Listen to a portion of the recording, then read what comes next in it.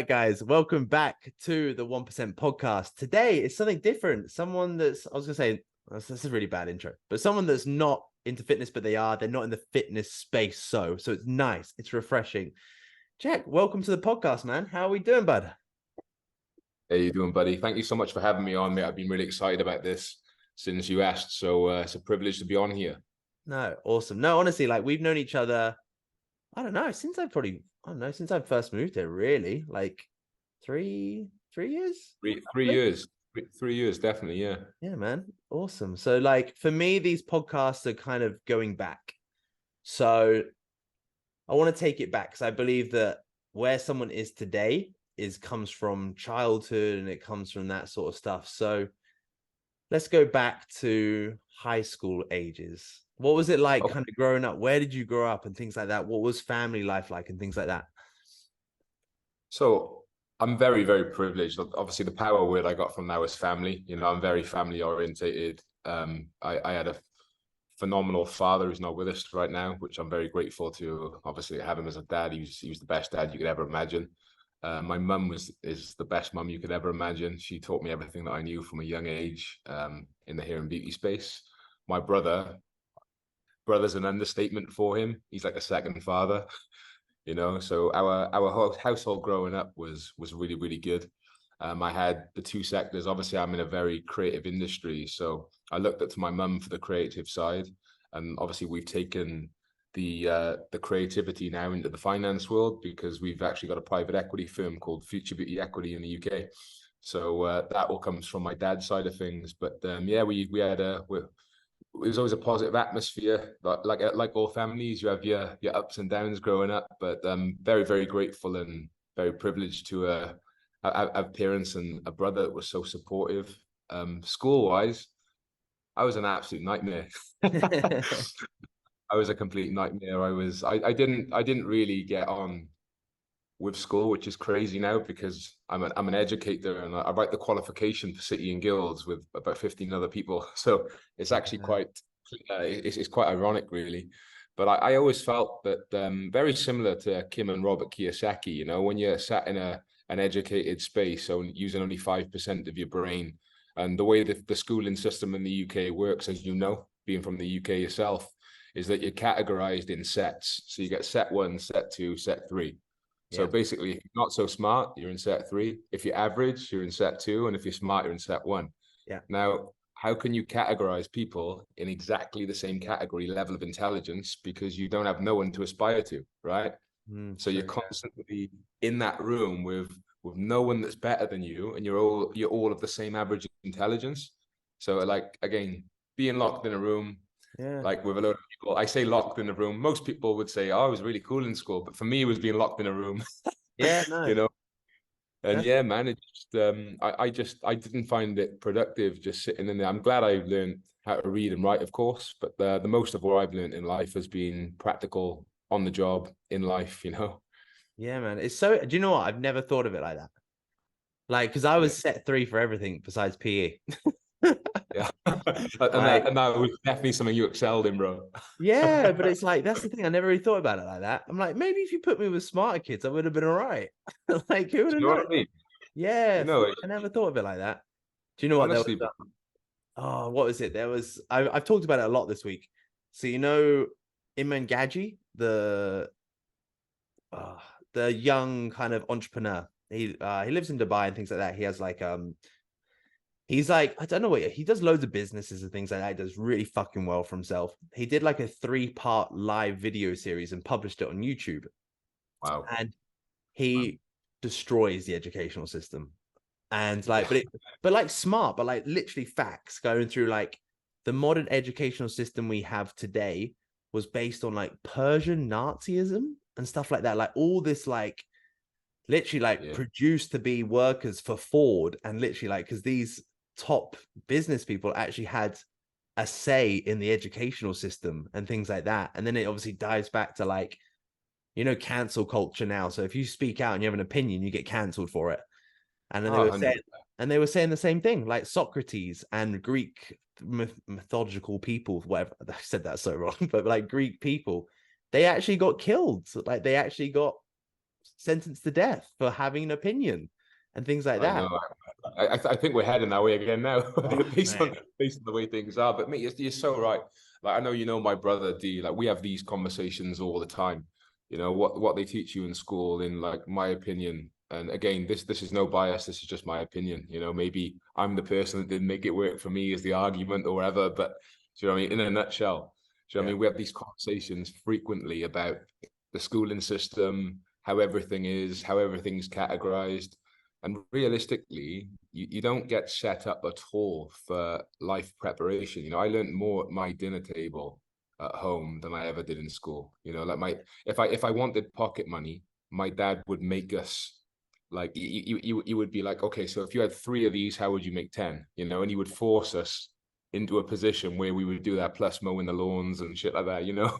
Yeah. So Yeah. it's like me and Dee speak about it all the time. He actually went back in to our high school in the UK to Okay. give a talk Yeah. about like where people are going to be. And I believe he opened it with, guys, take a look around, all the people that you're sat next to right now, all your best friends. The reality of it is, all these people that you're messing around with right now, you're probably going to not even speak to them in the next 6 to 7 years. You know Yeah. what I mean? It's true. So like plan everything correctly, use these times wisely, and then you can go on to progress and then find your niche. You know, I think one of the biggest things that I'm grateful for in my life is that I always knew what I was going to do from the age of 14. From 14 years old, my mum used to bribe me to go to school and say, Yeah. if you go to school, I'll let you work in my salon on the weekend. You know what I mean? And Okay.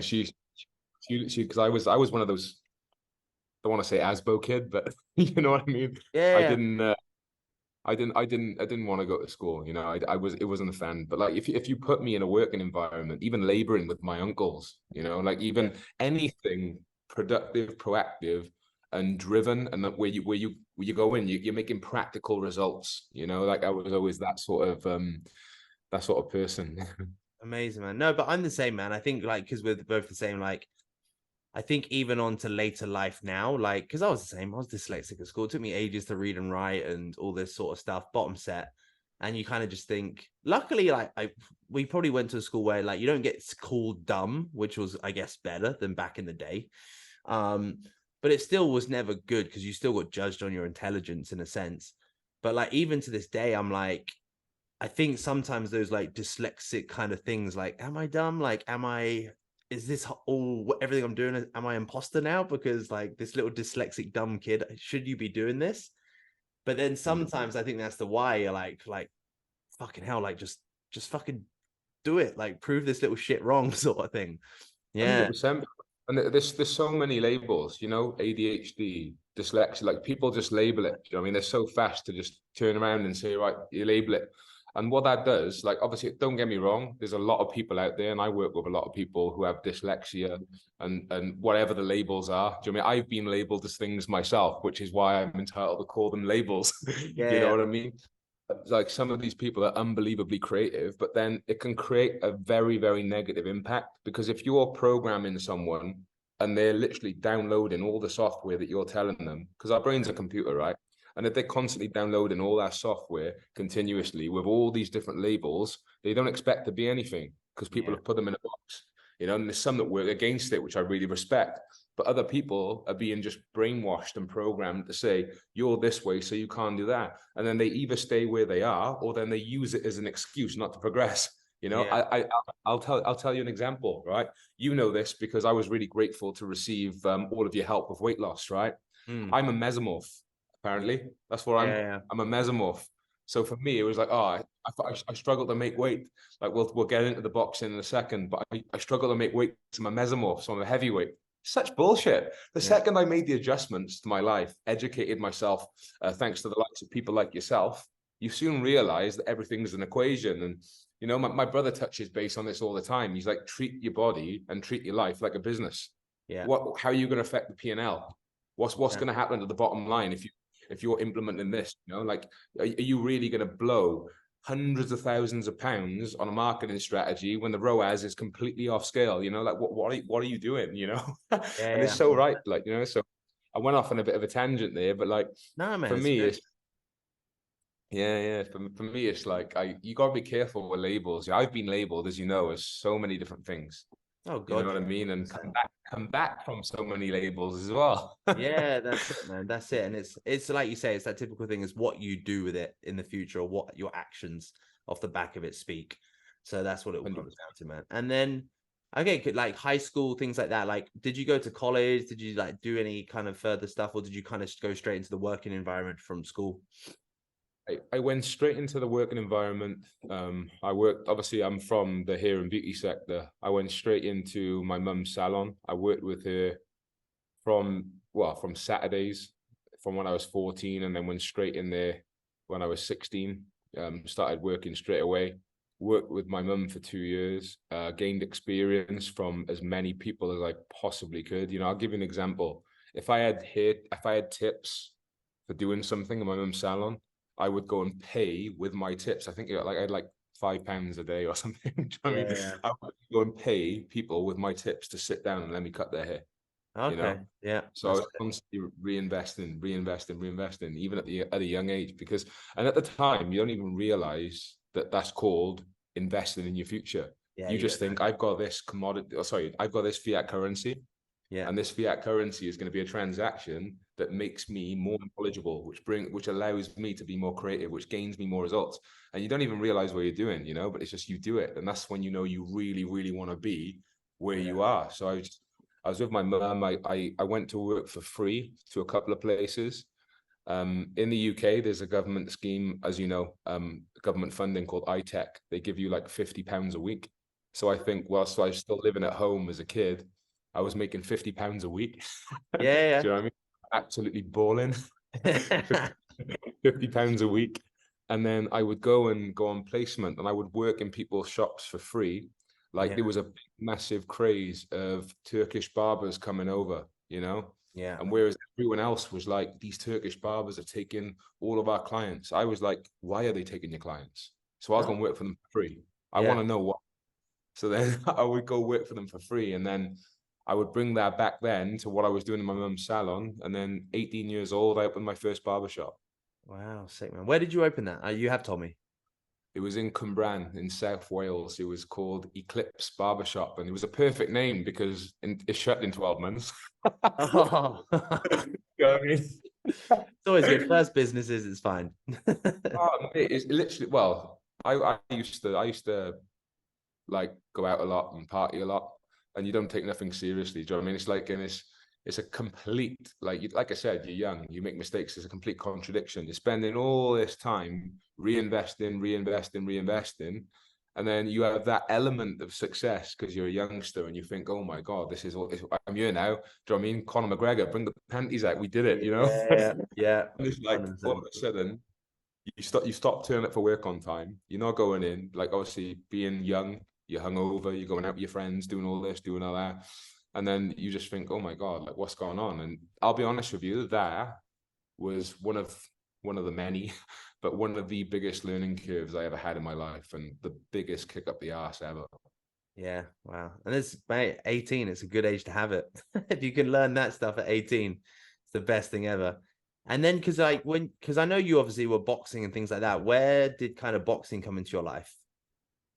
So I was fortunate enough to grow up in an area which is like home to some unbelievable world champions. Like Joe Calzaghe is world renowned. He's one of the closest people in the world to have a record next to Rocky Marciano and Floyd Mayweather.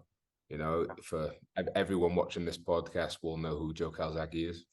Yeah. And basically, the areas like home to Gavin Rees, Nathan Cleverly, and then Cody Davis. So Cody Davis is one of the biggest prospects to this day. He's not actively boxing due to certain personal reasons and stuff that he went through and stuff like that. And obviously, I know I can say this because I'm his friend. He would never make excuses because he's not that guy. But I know he got treated unfairly in certain things, and there's a lot of politics in boxing. Yeah. But do you know what I mean? I used to look up to him, and he was very good friends with Joe Calzaghe Jr. So he was around the boxing scene for years, and like Cody sort of like took us under his wing, and he used to beat the shit out of us every single week, and we used to learn more and more and more and more. And it got to the point where, you know, like I remember people used to turn up on Fridays to watch my brother and myself sparring, because we would spend all this time sparring with people like Cody, and like Cody would never go full out on us. If he did, there'd probably be nothing left of us. Yeah, You know what I mean? But he spent so much time just working with us, and he didn't have to do that, because he's like, I still, like I said today, I still believe he's one of the biggest prospects in the whole of the UK, if yeah. not the world. Do you know what I mean? He's phenomenal. But like he gave us that time, and we were really grateful for it. And then we just became like best mates. I actually messaged him this morning. Do you know what I mean? Having a mess around. Do you know what I mean? But like he took us under his wing really in boxing. Prior to that, like I was a kid. When I was young, I was always overweight. I went through a stage. I don't want to make this a sob story, but like all kids, they say nasty things, you know. Do you know what I mean? I'm not victimizing myself, everyone. Yeah. Like all kids, nasty shit when you're young. And when you're young, you don't know how to deal with it. Do you know what I mean? And again, I don't want to label it as bullying, because it was just kids being kids, right? Yeah. So then like my dad and my mum were like, you need to do something about this. And this is like way before, like when I was about, I don't know, I think maybe 11 years old. No, wow. My mum, you go in boxing, you know. So prior to that what I just told you about Cody, like when we were kids, my mum used to send us at the gym with my cousins Jason and DJ, who boxed at a very high level.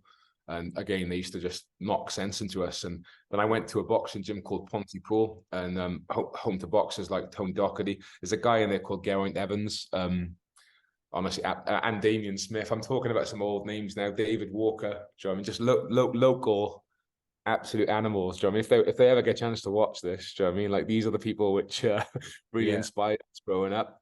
But yeah, Tony Doherty had a great career too. So yeah, I was just surrounded by those, and because of that time, going backwards again, because of that time, boxing always stayed with us then. And then when we met Cody, then it like brought it to life. And then Cody was like, "Look, you can do something with this. You can try be an amateur boxer." I was never going to be a pro. I never am going to be a pro, you know. But it was just one of those things. He saw a little bit of talent, and he was like, "Give it a go." A quick story. We ended up myself and my brother entered Welsh Championships. I never ended up fighting because I injured myself in sparring with my brother and Cody. I think my brother caught me with a left hook on my rib cage and snapped one of my ribs. Do you know what I mean? Yeah. So we used to box quite heavily. So then that was it. But yeah, man, like Cody was like, you should go for this. And then what we found was, because we were sparring with Cody and people like him, even though he wasn't going flat out on us, we struggled then to get opponents in amateur boxing, because they was like, oh, if you're boxing with those people. And I'm like, but how are you ever going to progress if you're fighting people? Again, back to the school mentality, when you're in sets, 1 set, 2 set, 3. Like how can you possibly expect to get better if you're not fighting against someone that's going to smash your head in? You know what I mean? Yeah, makes sense. Yeah, I kind of roughly know the boxing structure. So like, so my brother married into quite a big boxing family, and so my sister-in-law's dad, John Frankham, and like gypsy kind of lifestyle and things like that. But apparently he had a fight with, like, I think I want to say, it's either, I don't know boxing, but I think it was either Tyson or it was someone else, and had a fight with him. Obviously lost. But the fact that he actually had that opportunity is crazy. And then, can you say the name again, bro? It cracked up a little bit my side. John Frankham. It's like back in the day. It must have been back in the day. Yeah. Oh, and now, like, so his nephew now boxes for England. What's his name? Charles. I'm guessing Charles Frankham. So he's like a young boxer. He boxes for the national team and stuff like that now. Olympics and stuff, yeah? I think so, yeah. I think he's been to like Commonwealth Games and stuff like that. It's amazing. It's nuts, yeah. And then I used to work at Gym Box with a fighter as well. And he was, what was his? Oh, it's fun. Lloyd Lightning, but I don't know his surname. It's something that was like his thing. Lloyd Lightning something. But you remember the nicknames, right? Yeah, that's it. But yeah, because I kind of got used to because I didn't know how it worked, the whole boxing scene, because like you don't actually need to be like with a pro in some things. I don't know, like you have to qualify, but pro in boxing, you kind of just have to apply and kind of is that right? And you kind of have to just get fights under your belt, sort of thing. Like it's not like you have this pro fight, and if you win this pro fight, you are a pro sort of thing. It's not like that, is it? So in my experience, what I've seen, you can turn pro whenever you want. You know That's what I it. mean? Yeah, that's it. Like you can turn pro like Tommy Fury he just turned pro out of nowhere. You know what I mean? Yeah. So you can turn pro whenever you want, but it's like obviously anyone that's going to make it as a serious boxer are the people which have like obviously gone. And then again, this is just my opinion, right? I'm It's not a market. boxing It seems guru. like it's I a just do it as fucking a hobby. marketing game. Like it's a very good marketing game. That's what it seems like. It's mad politics. Like, and Yeah. I've been very close to someone who I have seen get pushed back on things. What they do is they wanna keep you for the next year and then like send someone else to go, we'll put them into the Olympics now and we'll keep this person because we know we got someone for next year. You know, like the iPhone 14, right? Which they've probably had for the last 5 years. And then they launched, well, sorry, it's 15 now. The Yeah. iPhone 15, they probably had the technology for the last 5 to 10 years, but why Yeah. would they give it you all go? Yeah, it's Do you know true. what I mean? Yeah. Let's rinse them and then give it them. Let's rinse them and then give them the next one. Do True. you know what I Okay. mean? Yeah. Yeah, it makes sense. That's Yeah. that's why I find that's why I find the boxing scenes like, to be honest. But I guess like I as well, say, because it's like a lot of things. Like I kind of get it from all sports to an extent because there is business involved, and I do get it. Like because obviously they have to do ticket sales and they have to have hype and things like that. And I guess that's the reason why such big fights nowadays get such fucking like everyone in the world streams into this shit. Like it's insane because of obviously like, and that's why these guys can get paid. Hey, just jump in the ring and like without even getting knocked out or winning, you get 3 million. And you're like, all right. hey, honestly, if you look at the podcast between Joe Rogan and Francis Ngannou, yeah, Who's that? Is that like an MMA fighter? so I don't know he, anything. he just fought Tyson Fury now in Saudi Arabia, the Oh, African guy. was that like a couple of weeks ago? Yeah, yeah. Honestly, like he's hit that story in itself is next level. The guy, what he went through. Do you know what I mean? Just like again, it's a huge tangent, but like we can have a chat about it another day. But he's just Yeah. been through some shit, right? And when I say some shit, like it's a Rocky story, a real life Rocky story. Yeah. So anyway, he ends up like fighting against Tyson, and effectively the reality of it is this is his debut boxing. So his first ever boxing match in the world, because he's an MMA fighter, is against Tyson Fury. And he Wow. said that he would take it, but if he's ever going to box, he wants Mike Tyson in his corner. And Mike Tyson was in his corner.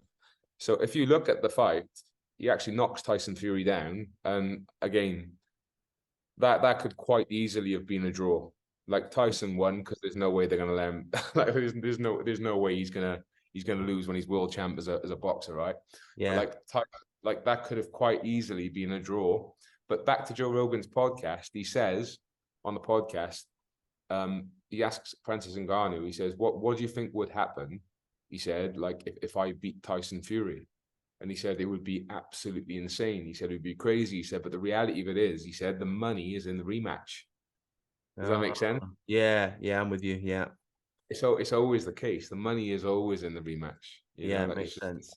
Also, as so, well, like I love it when you get because obviously you got Conor McGregor and he did the Floyd Mayweather one, right? That was a big one as well. And it's obviously like it's cool. Like you want everyone kind of wants Conor to win, but you're like, bro, you're going into a boxing fight against a boxer. Like it's like you can't like.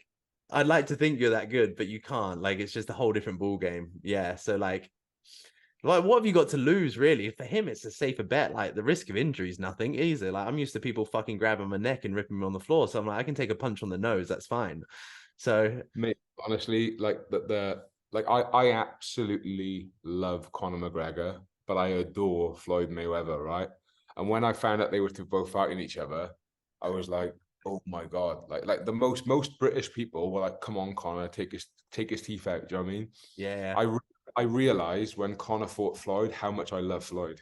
Yeah. Just That's fair. because I was like straight away, like, don't get me wrong, Conor killed him in the press conference. Calling him like telling him to dress correctly, telling me he looked like a 14-year-old break dancer and stuff like Yeah. that. Do you know what I mean?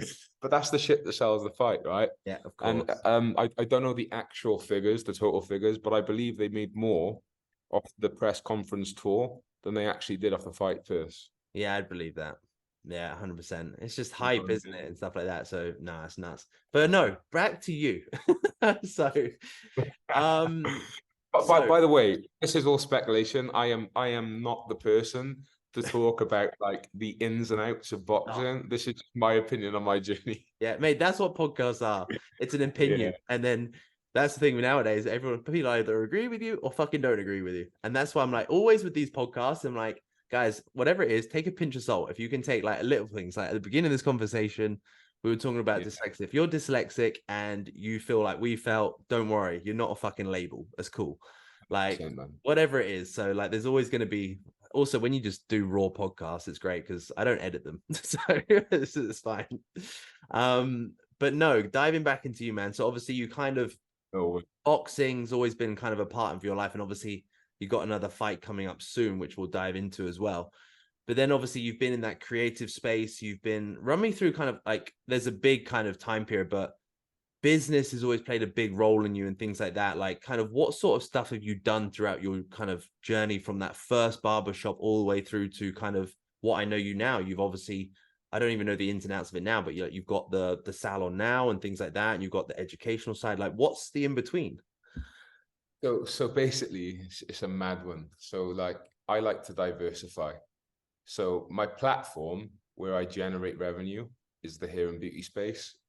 And then I try and keep as much as I can in the hair and beauty space, but then I do like to diversify into different things. So from 18, when I opened that shop, like everyone in life, to different extents, got in a little bit of trouble, overcome that.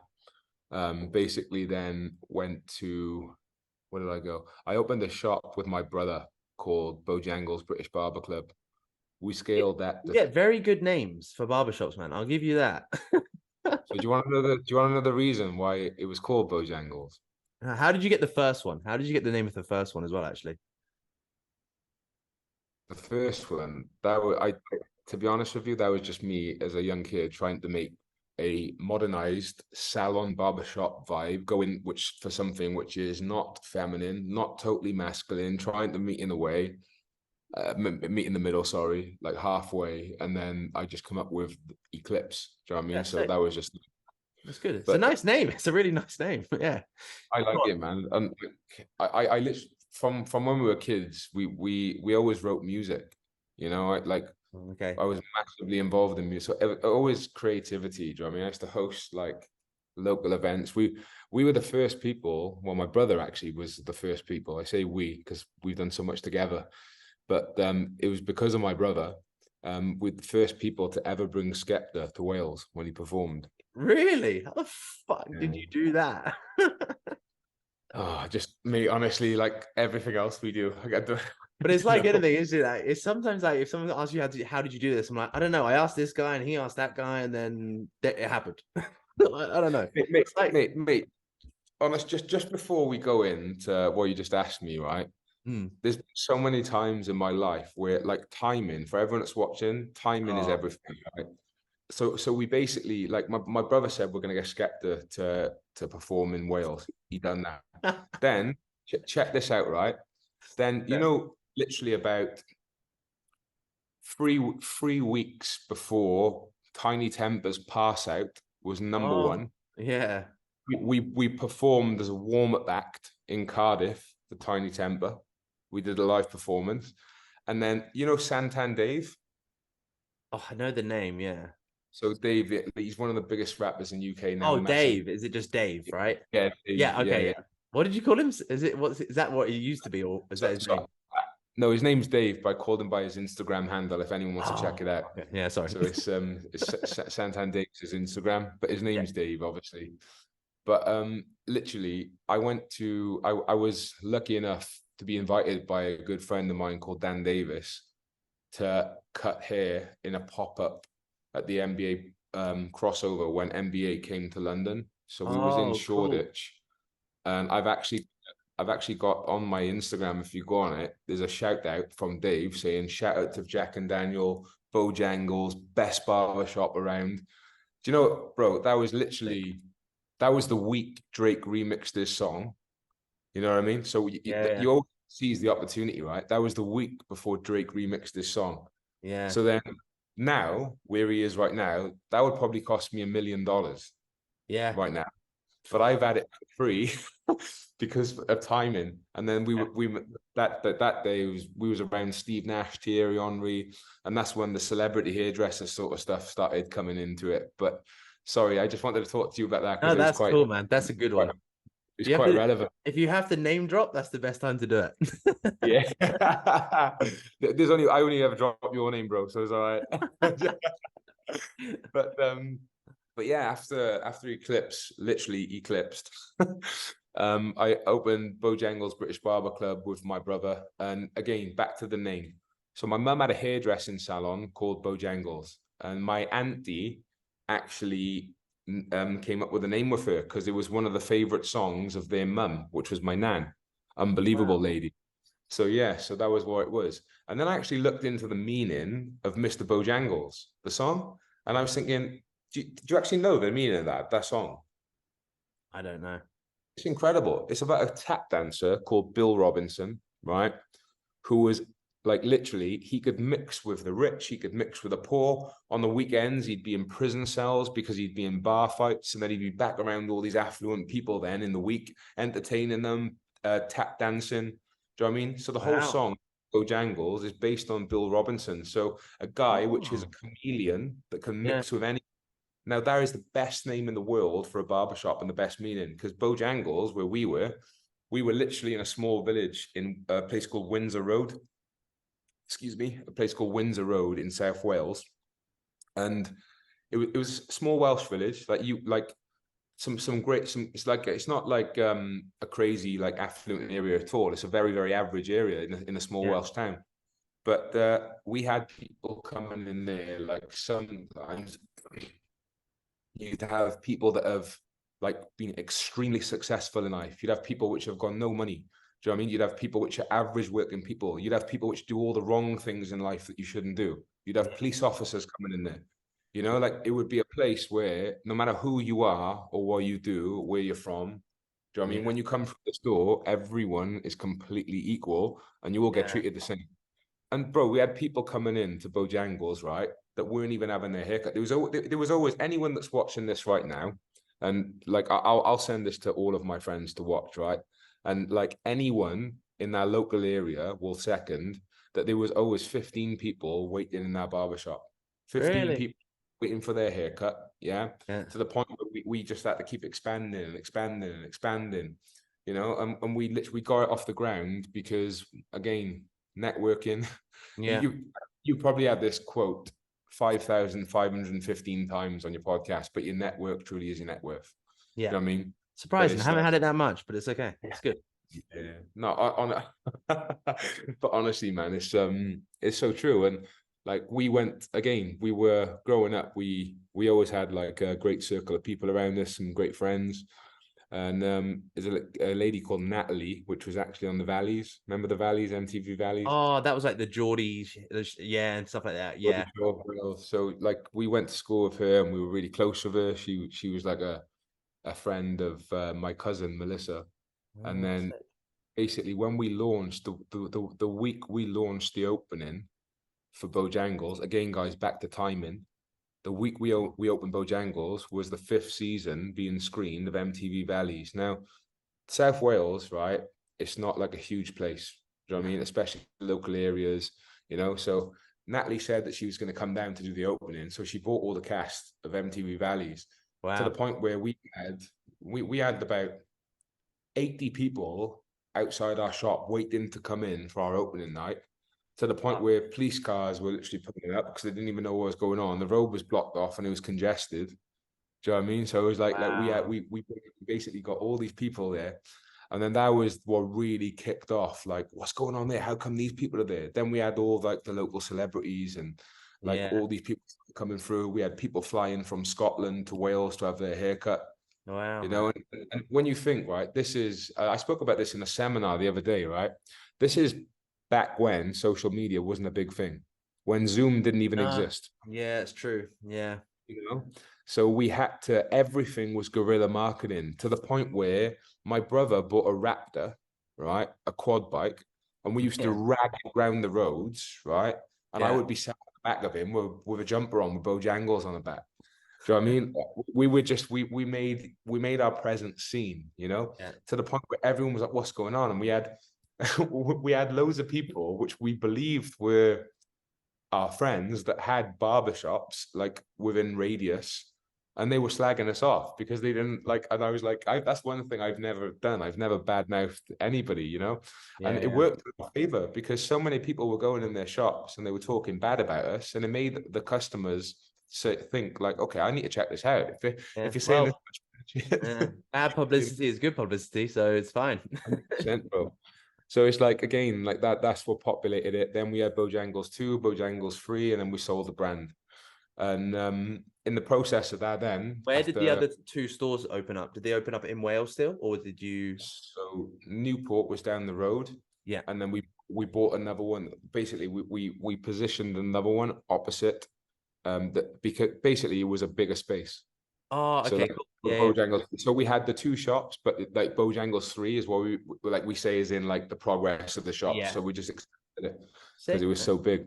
But yeah, we were so busy. And then obviously I remember like again, guerrilla marketing, before social media was big, when at this point, like you know, the Facebook Live and the Facebook videos and all that. So at this point when Yeah. this first started out, this was you're talking like 2014, 2015 when they Yeah, launched man. the Yeah. video on Facebook instead of post. You know what I Yeah. mean? Because Yeah. I it think used so. to be Yeah. text. It used to just be text. You can only type text. Then it was now you can upload a photo. Then it was now you can upload a video. Now you Yeah. can go live. And are you You older know, than me, or we're the same age? I'm 32. Okay, so yeah, you're a little bit ahead. Yeah, that makes sense with Facebook. Yeah, that's fine. Yeah, man. But it was Okay. like literally. So we like I remember then posting a photo. If you go on my Instagram, you've probably seen a photograph of me looking a little bit younger when I've got a cutthroat razor in my face and I'm on the front cover of Modern Barber magazine. Oh, I've seen. I think So I've seen you the reshare it or story, something like. Yeah. yeah. So basically, the story behind that is I took a photograph of a cutthroat in my mouth when Facebook allowed us to take photos, and I posted it up with a cutthroat in my mouth. And my mum came across the road because she saw my Facebook and she said, "Jack, don't be so ridiculous. Take that out of your mouth. People are going to think you're crazy." Do you know what I mean? And I was like, "Nah, I'm leaving it up, mum. No chance." She's going, "You can't do that. You got a blade in your mouth. You got this." Like typical like Welsh mum. Yeah. Absolutely amazing.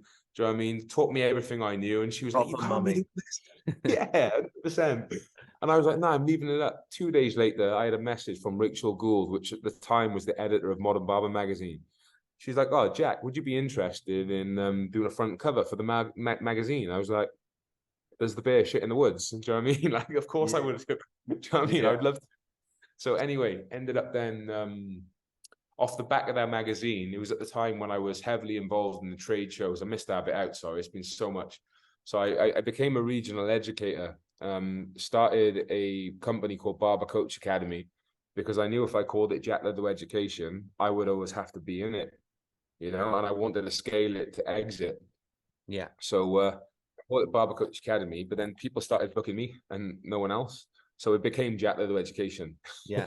That's fair. You know what I mean? And so I tried it, but then I realized it was like, I need to find a way of scaling this because it's just me involved, right? Yeah. So anyway, I ended up then having an opportunity to get involved in the trade shows. Went to a show called Salon International. Again, such a funny story. There's some characters in my industry.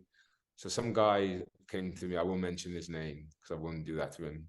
He come to me. At this time, I was 91 kilos in the best shape of my life, boxing at the same time, right? Yeah. And some little guy comes to me with a load of scissors, and he says, "I want you to do my stand at Salon International so I can go and sell scissors on the store for this brand." And he showed me, he said, "Right, what do you want?" And he put like probably about 35 grand worth of scissors on the table because scissors are expensive, right? They're not Yeah. like they're expensive scissors. Scissor for anyone that's normal, I think of like scissors, like kitchen scissors, like 10 dirhams, like £5. But and then it's like, oh, what was it? I remember, I don't know where I was, but someone dropped. Oh, I was in a barber shop in Australia, and someone dropped a pair of scissors or dropped a clipper, and like it's like when someone drops their brand new phone, everyone's faces just drop. Your heart drops. Because you can't use them again, right? Or they're not the same ever again, or You can use them again, but they're very hard to get back to the way they were. I'll give you just a quick. I'm not sure if this interests anyone. Do you know what I mean? But it interests me. I don't fuck everyone else. So you get blades. If it's a convex blade, which means it's a hollow blade, it's a lot better cut. And then you've got Japanese steel, right? So you have to prepare, nurture, care, and maintain for the scissors using Japanese waterstones, which means there's a waterstone and use a Japanese stone to basically sharpen the scissor, right? Oh, all right. But then other people will use an old-fashioned grindstone. So you grind the scissor down. If you use a grindstone, it'll never be the same. And some of the companies out there will market that we use Japanese stones, but they won't. They're using a grindstone. And like, if you look at the process in itself of sharpening the scissor, this is where I get a bit geeky to my industry. It is a complete art. You've got two stones, water that drips onto the surface, and then you've got a stone, and you're wiping the scissor across. It's an insane thing. Like, well, for me, it is. No, it's cool. No, honestly, I was fascinated because I'm in the process. Like, we went engagement ring shopping, so we're in that phase. And congratulations, yeah, it's lovely. But do you know what I'm so glad for? Is lab diamonds. Yeah. You could get them. I was like, this lady was like, oh, so like a 3-carat normal diamond would be £120,000 or dollars. And I was like, yeah, no, I can get like fucking 3 homes for that. Like, we're not doing that. Like, who's got that money lying around? Or you can get a lab diamond, which was 10 to 20. I was like, well, this is a fucking no-brainer. Like, come on.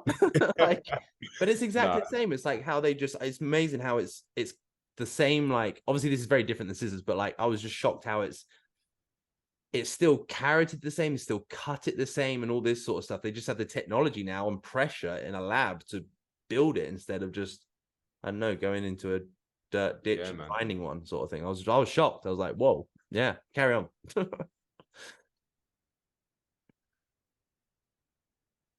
Sorry, but yeah, no, honestly, you're right though. So I lost you a tiny bit there, but in relation to what you were saying about, like, obviously the diamonds and the comparison to the scissors, it's all commodities, right? You know what I mean? It's all like steel and like anything like that, like, you have to treat correctly and stuff like that. But it is amazing what they can do in a lab right now. You know, well, they cloned the sheep not so long ago, right? Yeah, that's true. Yeah, that's it. Yeah. So it's amazing. But yeah, I'm totally with you on that one. that's a complete. So this guy came up to you, scissors, 40K, 35K of scissors in front of you. 35K, and he's like, and at the time, like, he had 7,000 Twitter followers. So when Twitter was the thing, before it went shit, and then Elon bought it, and now it's cool again, right? But now you can talk about what you want again. That you can be free.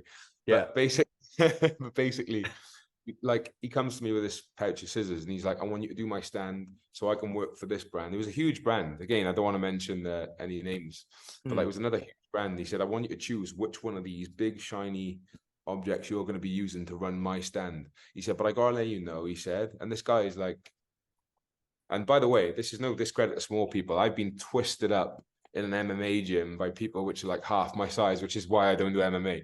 But again, just from perspective, the small guy, hairdresser, comes up to me. He said, but if you mess my stand up, I will destroy you because I've got followers. And I was like, you imagine, like, have you seen the film Stuart Little? Yeah. You imagine Stuart Little coming and speaking to you like that, right? And I was like, oh, okay, mate, no problem. I was like, all right, no worries, thanks. But because I saw his mindset, I thought, wow, there's an opportunity here. Everything I do, I try my hardest to create win-win situations. But I thought to myself, if that's your attitude and that's how you are and that's where you want to be and you want to talk war straight away before it's even happened, I'm going to create a win situation instead of a win-win, and I'm going to be the winner. So anyway, went to Sound International whilst my this is Bojangles, still on Bojangles 1, I think. Went to Sound International. Basically, there was a stand. It was a small, very, very small stand in one of the corners at the exhibition compared to the big brands. We congested their area so much because public speaking is a thing I've really studied. You know, I've really tried to go to town on it. So we congested the area so much to the point where people couldn't walk. and I turned his stand into my stand. And then the people who he was working for come up to the stand and said, do you want to do a demonstration on our stand? So I took a position in the company where this 35, 40 grand's worth of scissors was presented to me. And then after it, I just said to him, I said, you can keep them scissors. I think I got my own entry point now. I mean, so like that's what happened, and that's probably one of the only negative stories I've ever got. Because Yeah. everything else is amazing, but there's always one dick. Do you know what I mean? There's always one dick. Oh And man, like, there's always people in life like that, 100%. Yeah. you know what I mean? And I just thought, like, for me, my dad always used to say to me, the Japanese symbol for crisis and opportunity is the same symbol. It doesn't change. Oh, okay. So every time there's a crisis, there's always an opportunity. And I definitely took that opportunity. Yeah, no, that's awesome, man. That's crazy. Yeah, man. And then but yeah. So I guess from that educational point, so when did you sell the brand? When did you sell Bojangles and things like that? So before that, in between having the shops, Jack Little Education, between 2015 2017, I scaled it to 36 destinations in the world. Wow. So created an international brand, traveled all over the world, everything. You're talking Europe, South Korea, do you know what I mean, North America, like Europe was a big one. And then all throughout the UK. Do you know what I mean? There's so many destinations, and it's like I in one of my seminars, like one of them's called "My Scissors is My Passport," and it's the same as what Vidal Sassoon wrote in his book. You know, I took inspiration from him when he says like in part of his book was when he talks about celebrities coming inside his house and his mum was cooking food for him and cooking food for these celebrities, and like there's a chapter where he says my scissors is my passport, and like it's true, you know, like that scissors has done some mileage.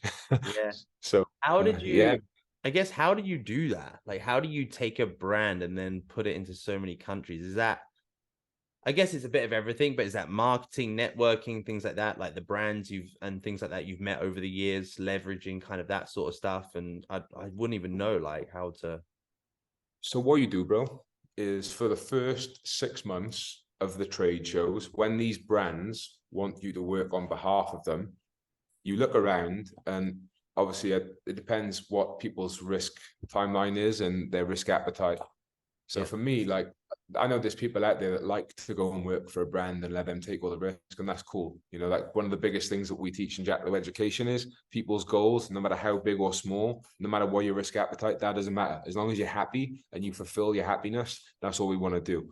But unfortunately, I'm one of those people that likes to take huge risk. So I was looking around whilst I was working for these brands, figuring out everything, you know, for the first 6 months, like they pay you, but you spend it all when you're there, because it's like like that goes on like your travel and all this and all that, right? So it's not great money. Like when you first start, it's like that. Would you do and do this? And because they know you want the opportunity, the value is not in the transaction of what they pay you. The value is in the experience and putting your brand out there.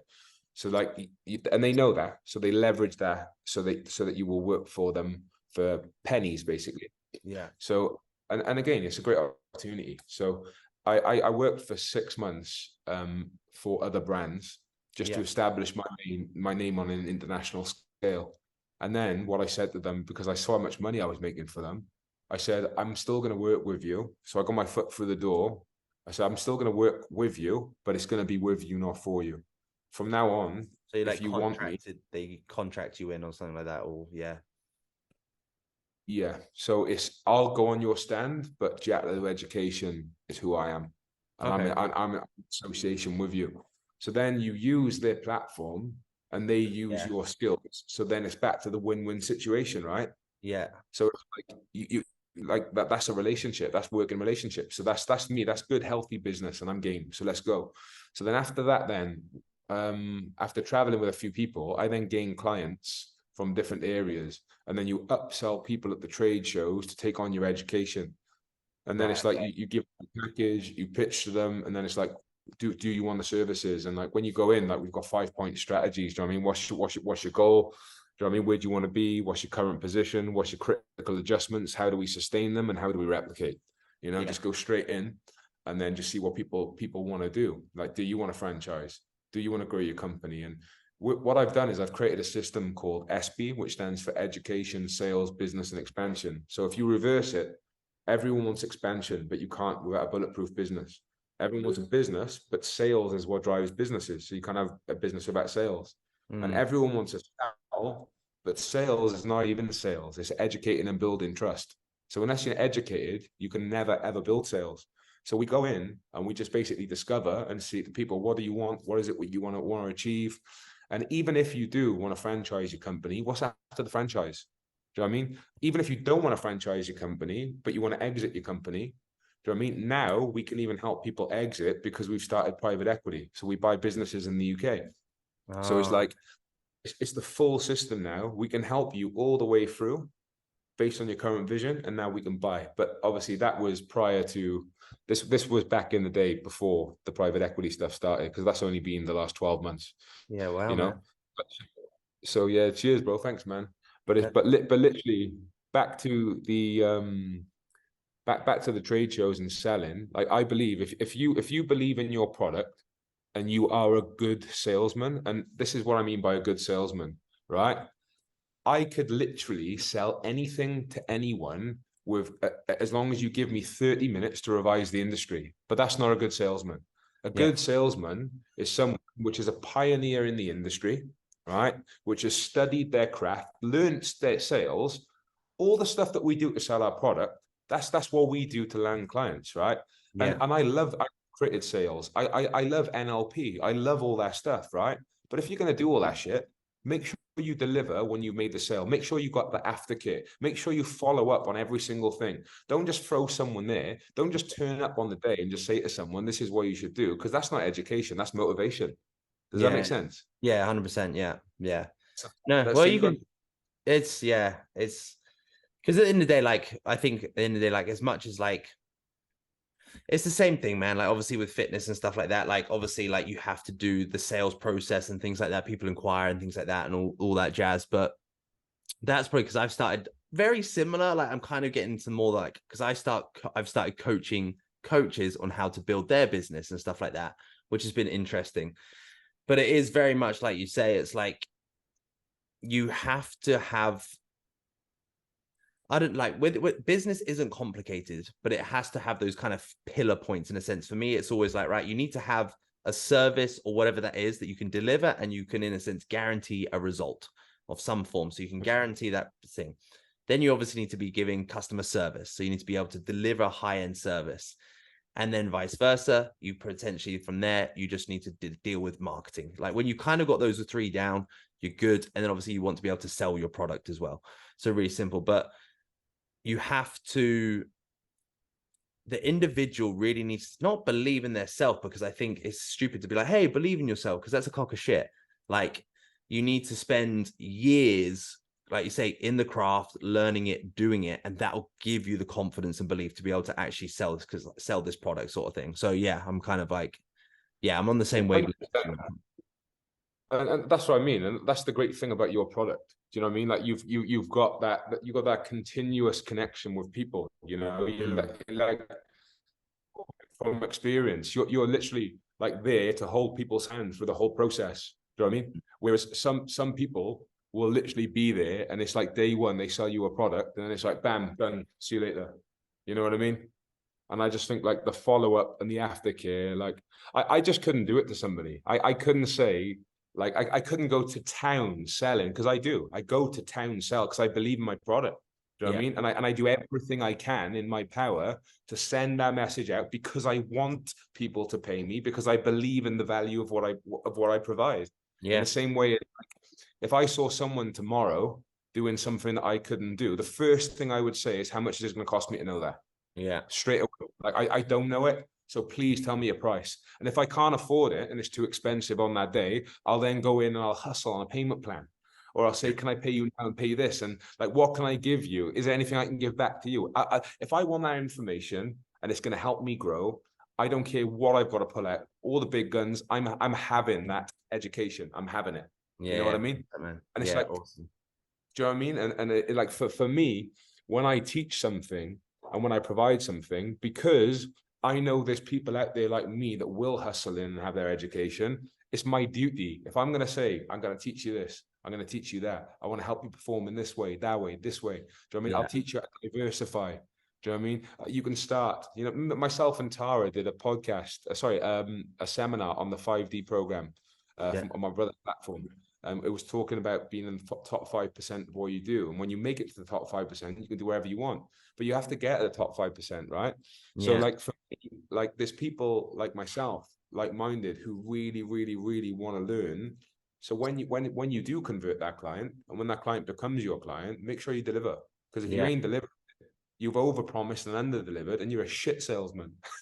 Yeah, that's it. Yeah, it's 100%. You know what I mean? 100%, man. And then from like kind of the trade shows and obviously building the educational system, where have you gone from there? Because I know you're kind of in that space still, and you're still doing that very actively. So I guess where are we at today, man? Like, because I know that, when did you move to Dubai? Like, so just from the trade shows, bro, growing the brand, I then sold the brand Bojangles. I went to Norway. I bought a business in Norway. That's it. Yeah. Set up in Norway. It was called Escape.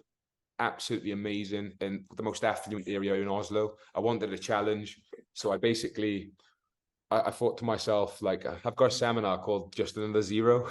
I used to charge £15 for a haircut, and then I sold my brand and moved to a place where I could charge £150 for a haircut. Yeah. You know, and it's just another zero. Do you know what I mean? When your prices go up, your costs go up. Do you know what I mean? Obviously, you are quite leveraged, which I learned during COVID, you know, but no one expected that. No. And as a result of COVID, then I lost the business, like many other people. Do you know what I mean? So that was a bit of a kick in the teeth.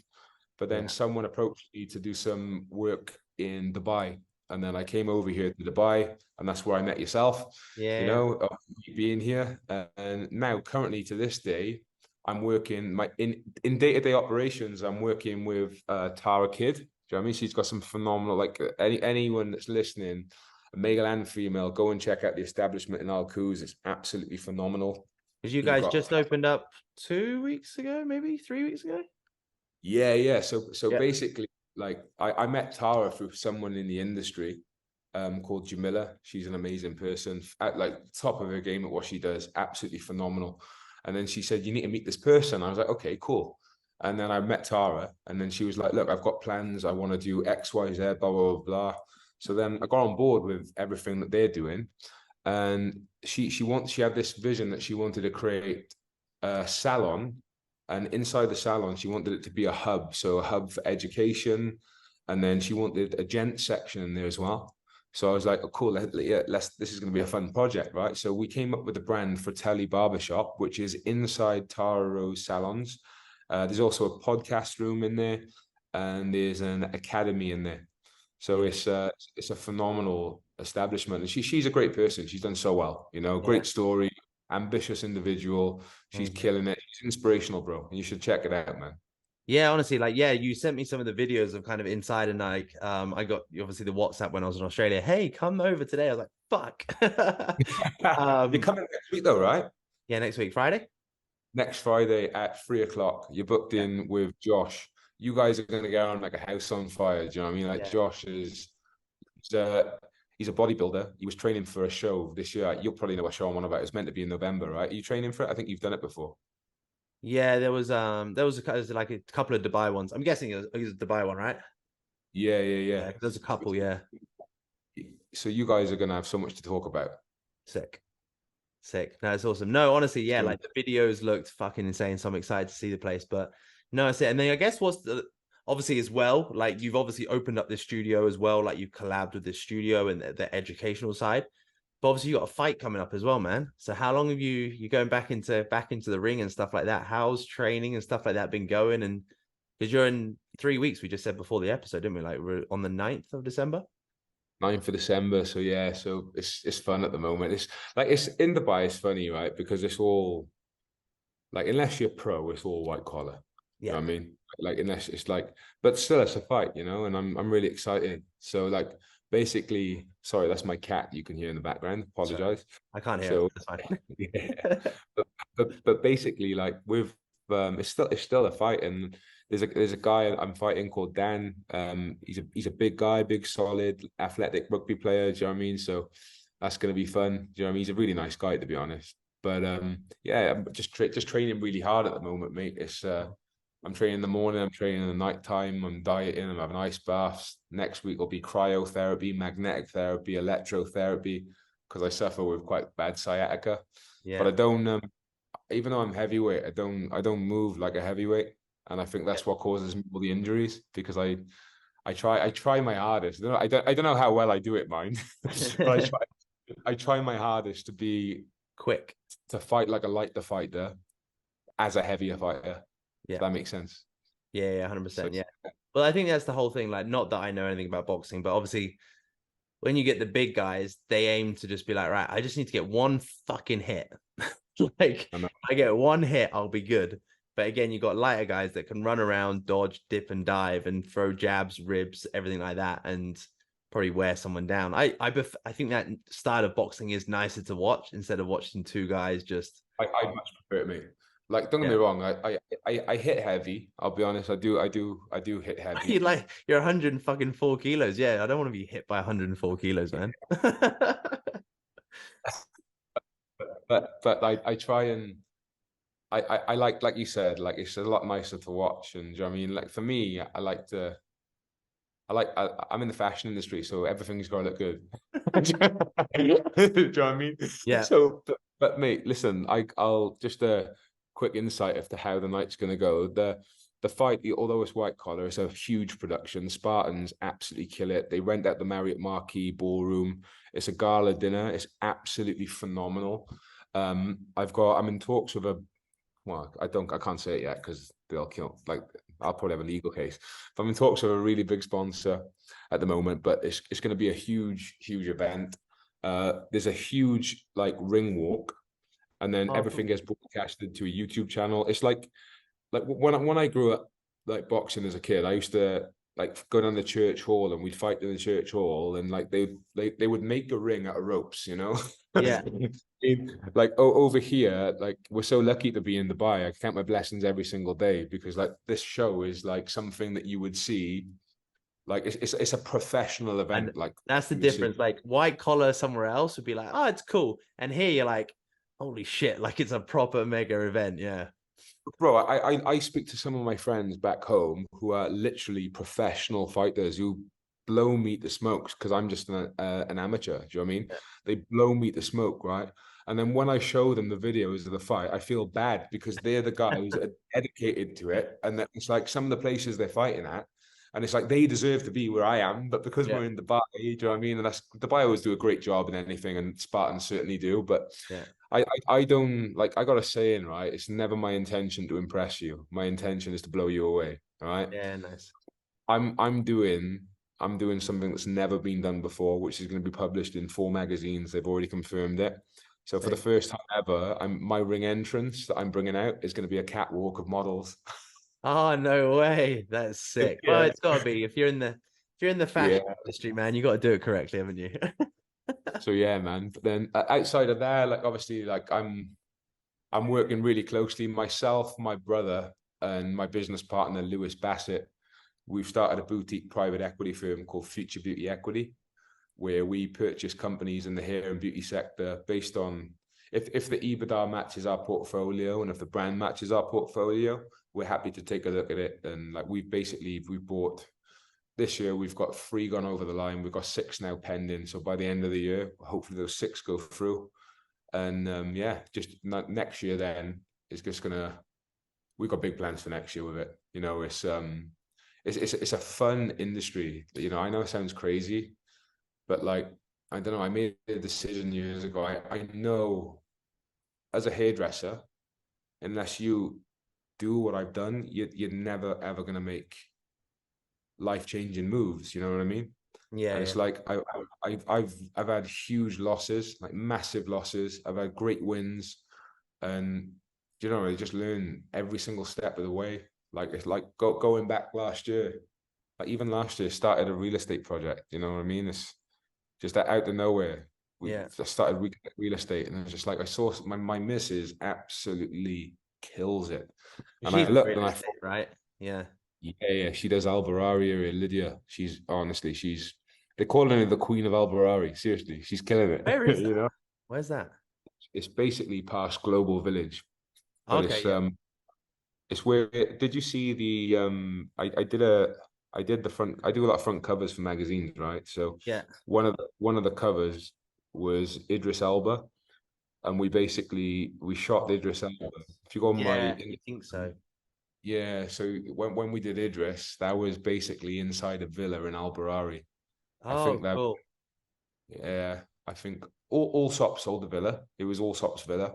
Yeah. I don't, I can't remember where it went for, but it was a phenomenal villa, absolutely phenomenal. You know, Sick. Yeah. it was good. That's another one of my well, probably one of my biggest inspirations. Lewis Allsop, he absolutely kills it. Do you know what I mean? It's Yeah. so inspiring watching this stuff, and you know, I honestly like it's mind blowing when you see some of the stuff in real estate. It's insane.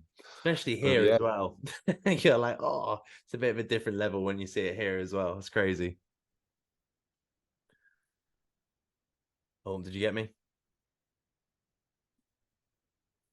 sorry, bro. No, Say you're it good. again. That's fine. No, it's just a different level real estate here. That's all as well. I literally the other day, like Lid was showing me something like since basically 2021, there's been a surge, a 400% price increase in Alberari. And I'm looking at it, I'm just like, this is insane. Yeah. Absolutely insane. And 400% for for that area is absolutely mental. You know what I mean? It's So mate, when it's he told me, I was like, what the hell? Do you know what I mean? You're definitely in the yeah. right. Mate, it's just a buy, isn't it? It's like because me and my partner, we're looking at obviously like we want to get some stuff here and things like that as well, like property here. And it's sometimes a bit of a fucking minefield as well. Like we're just like, fuck, like it's kind of that thing, isn't it? It's like, do we want to buy to invest or do we actually want to live in a certain area for now, sort of thing? So we're kind of in that yo-yo period, being like, what do we want to do with it? So it's but yeah, man, like yeah, like God, don't you wish you came here like fucking 30 years ago and just bought like just bought like this little road? Honestly, bro, honestly, the company that honestly like the company I was talking to them for a while back before Norway, you know, and there was two other companies I was speaking to, and they were like, look, we like the two others were through a company called the British Barbers Association, Yeah. which I met in the industry, and I was talking with them, and they were like, would you come over and commit for a year? And this was when 2015 to 2017. There Okay. wasn't I wasn't in the UK for more than 3 days before I was on another plane traveling. So I spent my whole life for 2 years on a plane, Yeah. and that's when this boxing shape started turning into a bit more of a beach ball shape. I mean, and then so literally, I was just like, I can't afford to come over now because I'm in the process of building my brand, and I don't want to put the brakes on it Nah. and build brand for you selfishly, you know. Yeah. And I was just like, let me get where I need to be. Let me do a couple more things for myself, and then I'll come over. And Yeah, but man. but I sort of wish, you know, I don't regret nothing, bro. I've had, you know, like anyone that Ah, knows, fuck knows. Yeah. everyone that knows me knows I've got a mental story, and I've seen some big highs and lows. My dad would say Jack's been higher than a kite and lower than a snake's belly. Yeah. Do you know what I mean? 100%, man.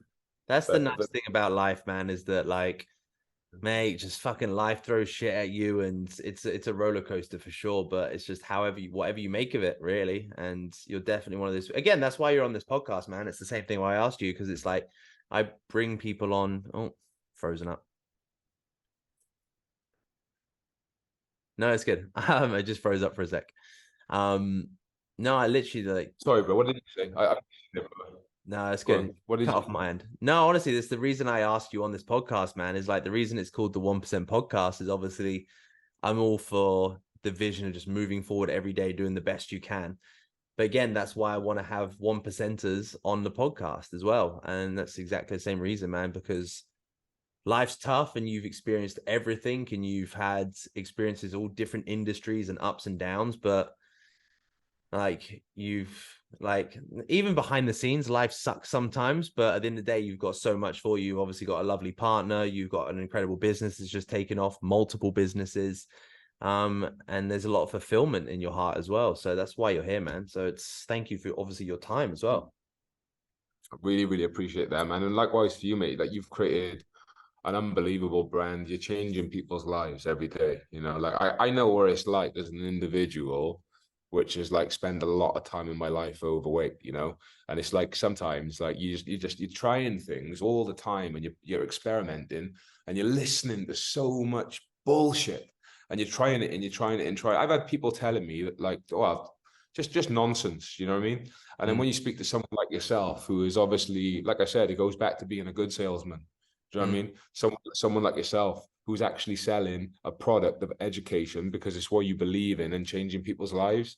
That's what's amazing. Because then that has intangible value. Yeah. You know what I mean?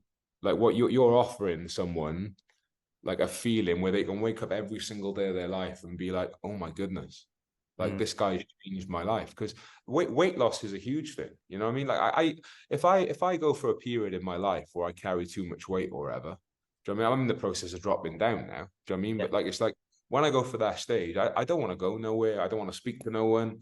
I'm just like I excessively work. And then I'll think, all right, I'm going to go and buy another business now or start a business to make myself feel better. Do you know what I Yeah. mean? Yeah, And it's 100%. like, Jack, fuck up and go training. Yeah, Go speak to Brandon. Stick to what Brandon told you. yeah. No, I appreciate it, man. I appreciate it. No, honestly, I know we could sit here and talk for hours. So a tradition on the podcast is obviously the 1%. So what is that one piece of advice that you can give to someone that is looking to move that 1% forward every day? I lost you a little bit, but I believe what you said, bro, was what would I give as a piece of advice to help someone to move forward 1% every single day? That's the one. Okay, perfect. So it's probably what my brother tells me every single day of my life. You can't always control what happens to you in life, but you can always control how you respond. Yeah, I love it. You know what I mean? And that's for me. Like, and that's someone that's lived a crazy, crazy life. You know what I Yeah. mean? Full of turbulence. And very, very often it was turbulent because of my own doing. You know, and again, that another piece of advice if I can give too, like, you know, just self-accountability, knowing when you're the dickhead and life ain't against you. You know what I mean? Understanding, okay, look, you put the man back together or the lady back together and the will goes back together. You know what I Yeah. mean? Yeah, 100%. No, honestly, I love it. I love it because it resonates. It always does. Like anything that the nice thing is, whatever, loads of people give different things at the end of these episodes and stuff like that. But I feel like, yeah, that one just hit home. It does. Like, especially like, again, sometimes there's periods in your life that are just tricky. And sometimes you need to hear that. You're like, actually, like, sometimes it sucks, but just be you and just be smart with your actions towards it. That's all it is. And don't let ever, no matter whether it's newspapers, magazines, authorities, do you know what I mean? People in your family, don't ever let them label you and you believe for the rest of your life you have that label. Yeah. You know, like you the only person in the world that has the right to label you is yourself, if you want to label yourself. Like, I'm an alien, you know what I mean? Yeah. Sick. But you get what No, I'm saying, bro. no, I love it, man. I love it. I appreciate your time, buddy. And honestly, just thank you so much. Yeah, I'll get this. This is one. Where can everyone find you, stalk you, and things like that? Where's the best place to kind of get hold of you, the businesses, things like that? No worries, bro. Thank you so much for your time as well, brother. Really, really, really appreciate you having me on this. Like I know, like I said, you're changing lives, so it's an honor to be on your podcast. Where people can find me is JAC_LUDLOW. So Jack_Ludlow.